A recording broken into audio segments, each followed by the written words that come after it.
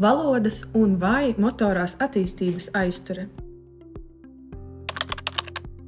Ļoti daudz ģimeņu konsultējās, lai noskaidrotu, vai viņu bērniņš attīstās normāli vai tomēr aizdomas par attīstības kavēšanos. Piemēram, klasiskie sarkanie karogi, kā mēs medicīnā mēdzam teikt, jebkad tad būtu jāsāk pievērst uzmanību un drošībai jānokonsultējās pie bērna neirologa. Ja piedzimstot vai jebkurā citā vecumā bērns nereaģē uz skaņu vai vecāku balsi, ja 6-9 mēnešu vecumā bērns neveido līdzskaņu kombinācijas, piemēram, mama, mama, baba, baba, baba. Ja 12 mēnešu vecumā bērns nelieto vārdus mamma, tete, papa, lai sasauktu vecākus. Ja 15 mēnešu vecumā bērns nelieto citus vārdus kā mamma, tete, papa, iztrūk žests ar pirkstu.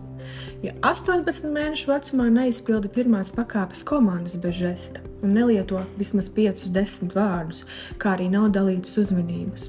Un pēdējais, ja 24 mēnešu vecumā izmanto mazākā 50 vārdu un neveido 2 vārdu frāzes. Papildus fakts. Vismaz 15% bērnu ir vēlie runātāji. Prognostiski 50% šo vēlo runātāju 3-5 gadu vecumā būs normāla valodas attīstība, taču otrai pusē, ja 50% tomēr var saglabāties problēmas.